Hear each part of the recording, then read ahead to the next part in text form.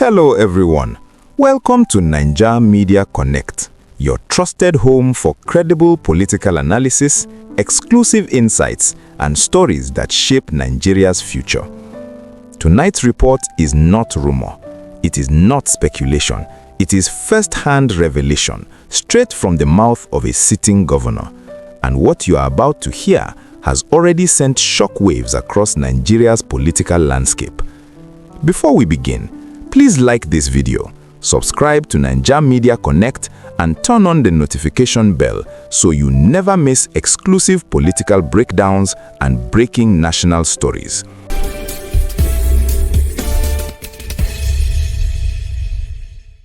Now, let's get into it. Tonight, we are breaking down Governor Seyi Makinde's explosive revelation, a secret meeting with President Tinubu and Nyesom Wike, a claim that Wike volunteered to hold the PDP hostage for Tinubu's 2027 ambition, and why Makinde says Nigeria is sitting on a political time bomb. This is not politics as usual. This is a warning. Inside the government house in Ibadan, what began as a routine media chat quickly transformed into one of the most explosive political disclosures of 2025. Governor Seyi Makinde sat calmly before journalists, but his words carried the weight of a political earthquake. This was not rehearsed rhetoric, this was not campaign propaganda, this was personal testimony. Makinde revealed that he was present at a private meeting involving President Bola Tinubu and Nyesom Wike. What happened there, according to him, left him stunned.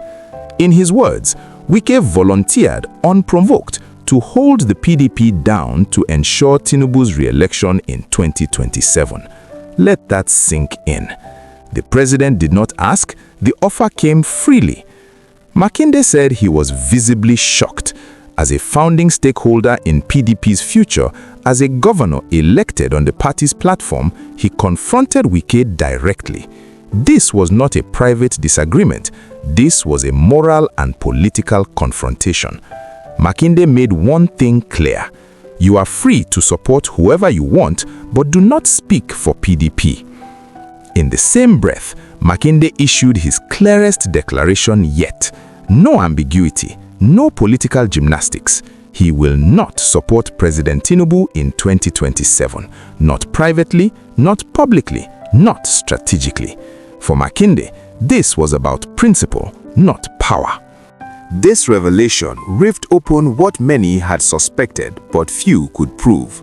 The PDP is deeply divided. Former allies are now ideological opponents. The G5 bloc, once united, is fractured beyond repair, and at the center of it all, trust has collapsed.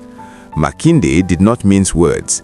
He questioned whether Wike was deliberately weakening the PDP from within. Is this political survival or political sabotage? If an opposition party cannot defend itself internally, how can it defend democracy nationally?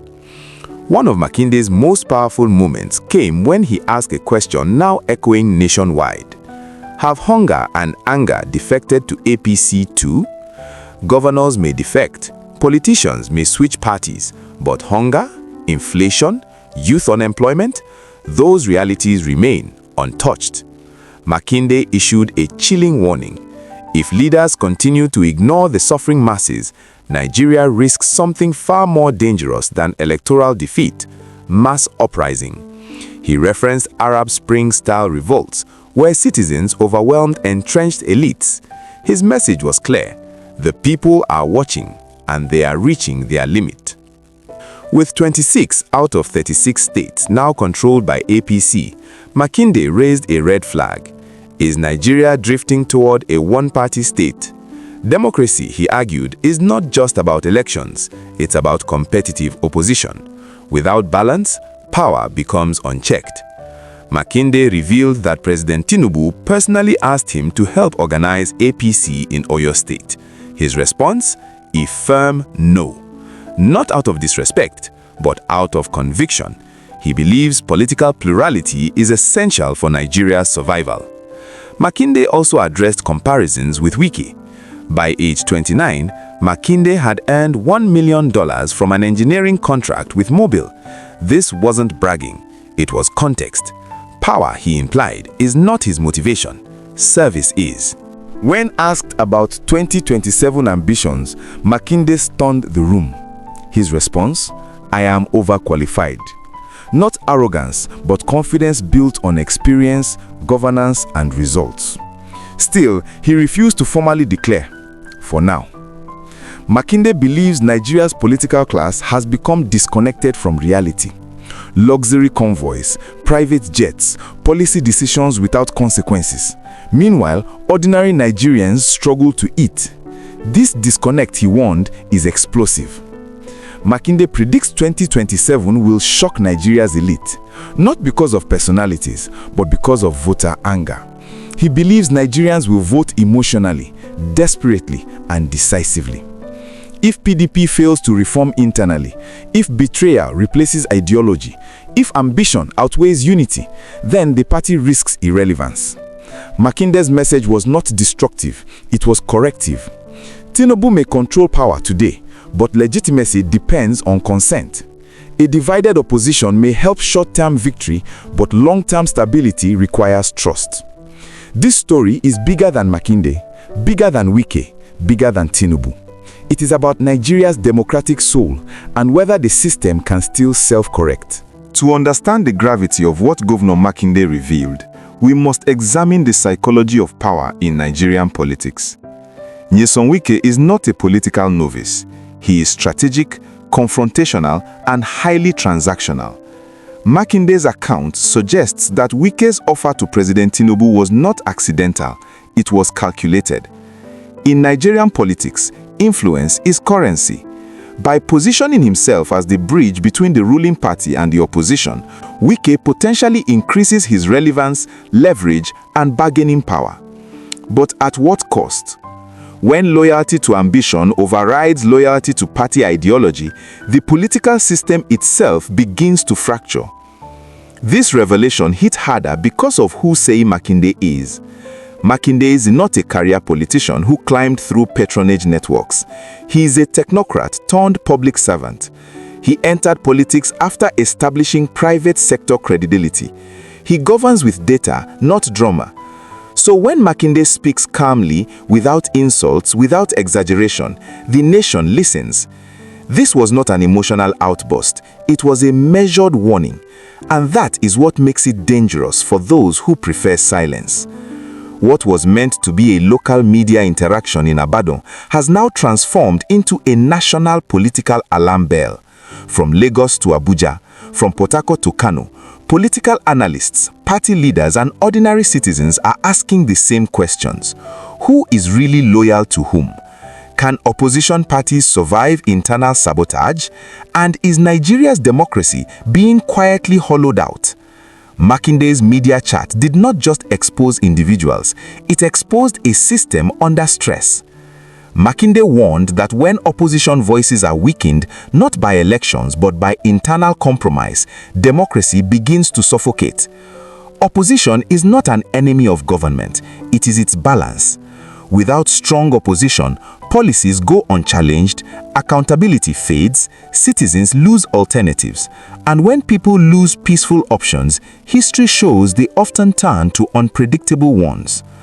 One of the most overlooked elements of Makinde's warning is Nigeria's youth population. Millions of young Nigerians are unemployed, educated but frustrated, connected but unheard. They are watching political defections like a game played above their heads while their lives remain unchanged. Makinde believes this generation will not remain passive forever. 2027, he suggests, may not be about party logos, but about anger finally finding a voice. Makinde's revelation forces Nigerians to confront uncomfortable truths. Should politicians be allowed to undermine the parties that gave them power? Is political ambition now more important than national stability? And who truly represents the suffering masses? This moment is not just for politicians, it is for citizens.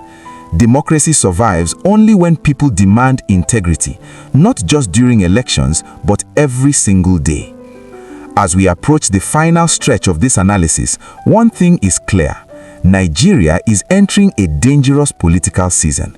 The signs are there: mass defections, deepening poverty, internal party betrayals, growing public anger.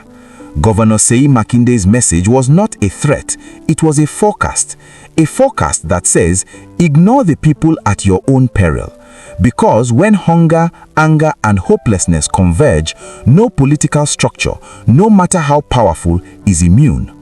Since Governor Makinde's revelation went public, one response has been noticeably absent. Nyesom Wike has remained silent. In Nigerian politics, silence is rarely accidental. It can be strategic, it can be temporary, or it can be an admission without words. If Makinde's claims were false, a swift denial would be expected. If they were exaggerated, clarification would follow. But silence leaves space. Space for public interpretation, speculation, and distrust. And in politics, unanswered questions grow louder with time. Equally telling is the lack of a direct response from the presidency. President Tinubu has not confirmed the meeting. He has not denied it either. This quiet posture suggests careful calculation. For the presidency, acknowledging the claim could inflame tensions within the opposition. Denying it could provoke further disclosures. So for now, silence serves as damage control. But in the court of public opinion, silence does not neutralize suspicion, it amplifies it. Nigeria has been here before. Moments when political arrogance ignored public suffering. Moments when elites misread the mood of the nation. Moments when power assumed permanence. History shows that systems collapse not when they are attacked from outside, but when they rot from within. Makinde's warning fits into a larger historical pattern. When leaders stop listening, the people eventually speak loudly. Based on current trends, Nigeria's political future appears to be heading towards one of three paths. Scenario 1. APC consolidates power through defections, weakening opposition but increasing public resentment. Scenario 2. Opposition parties reform, reconnect with the masses, and present a credible alternative. Scenario 3. Public frustration explodes beyond party politics, reshaping voter behavior in unpredictable ways. Makinde's message suggests he believes Scenario 3 is the most likely. Strip away the names, the parties, and the ambitions, and Makinde's core message becomes clear. This is not just about 2027, it is about governance with conscience. He is warning leaders that power without empathy is dangerous. Politics without accountability is unsustainable, and democracy without opposition is fragile. This is a call to rethink leadership before the people force that change themselves. This story will not fade with the news cycle because it touches raw nerves, hunger, insecurity, betrayal, political hypocrisy. As long as Nigerians struggle daily, any revelation that exposes elite self-interest will resonate. Makinde has placed a mirror before Nigeria's political class.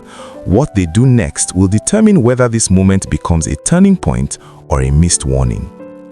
As we conclude this special report on Niger Media Connect, one truth remains unshaken. Power ultimately belongs to the people. Not to political godfathers, not to party structures, not to private meetings behind closed doors. 2027 is approaching, and Nigerians will decide whether democracy survives through accountability or power consumes itself through arrogance. Governor Seyi Makinde has spoken. The political elite have been warned. Now the nation watches. If this analysis opened your eyes, like this video, share it, and subscribe to Niger Media Connect. Drop your thoughts in the comments. Is Makinde right? Is Nigeria heading toward a political reckoning? What should happen in 2027? Stay informed, stay engaged, because Nigeria's future is being written right now.